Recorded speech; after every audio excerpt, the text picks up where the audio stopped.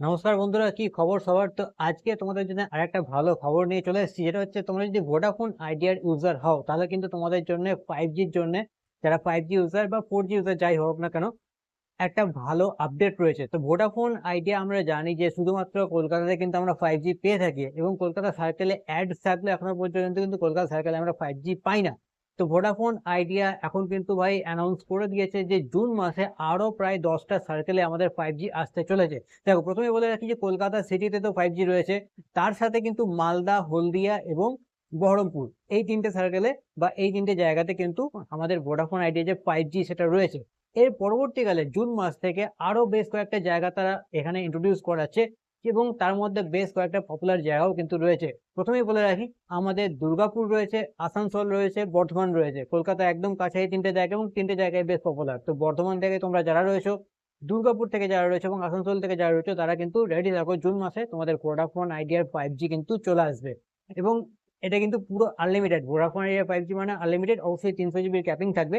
But Airtel আর জিওর তরফ থেকে আমি বলতে পারি স্টেবল, কেননা ভোডাফোন আইডিয়ায় কিন্তু 5Gর কাস্টমার অনেক কম, তো টাওয়ারে লোড অনেক কম, সেক্ষেত্রে কিন্তু অনেক ভালো স্পিড আমি পার্সোনালি আমার জায়গাতে কিন্তু এক্সপিরিয়েন্স করেছি। এর পরবর্তীকালে জায়গাগুলো বলে রাখি, সেগুলো হচ্ছে তোমাদের হাবড়া, অশোকনগর। এই জায়গা থেকে তোমরা যারা আছো তারাও কিন্তু ভোডাফোন আইডিয়ার 5G পেয়ে যাবে।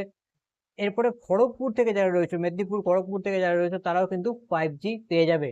এছাড়া তোমরা কি হচ্ছে, যারা দার্জিলিং থেকে আছো, দার্জিলিং এ ঘুরতে যাবে গরমকালে, কোনো ব্যাপার না, ভোডাফোনের নাম্বার 5G আরামসে ওখানে গিয়েও পেয়ে যাবে। কোনো ব্যাপার না, স্ট্রিমিং করো, ইউটিউব দেখো, রিলস বানাও, কোনো সমস্যা নেই, ভোডাফোন আইডিয়ার 5G থেকে কিন্তু তুমি আরামসে করতে পারবে।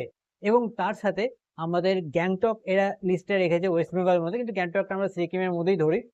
তো গ্যাংটক সিকিমে পড়ে, তো গ্যাংটকও কিন্তু আমরা এখানে পেয়ে যাবো। তো আমাদের নর্থ বেঙ্গল যদি গ্যাংটক আর দার্জিলিং এর প্ল্যান হয়, সেক্ষেত্রে কিন্তু ভোডাফোন আইডিয়ার 5G দুটো জায়গাতেই পাচ্ছি। তো পাহাড় পর্বতের কাছে গেলেও ভোডাফোন আইডিয়ার ইন্টারনেট চালাতে কিন্তু আমাদের অসুবিধা হবে না। তো মোটামুটি এই ছিল আজকের আপডেট। তো কটা কটা জায়গা বললাম আমরা, দুর্গাপুর, আসানসোল, বর্ধমান, হাবড়া, অশোকনগর, খড়গপুর, তার সাথে গ্যাংটক এবং দার্জিলিং, এই কটা এলাকায়, এই কটা জায়গাতে কিন্তু আমাদের জুন মাসে ভোডাফোন 5G লঞ্চ হচ্ছে। এবং তার সাথে মালদা, হলদিয়া এবং বহরমপুর, এই কটা জায়গাতে আছে। কলকাতা রয়েছে, কলকাতা সার্কেলে কবে লঞ্চ হবে সেই বিষয়ে কিন্তু এখনো আপডেট আমাদের কাছে নেই।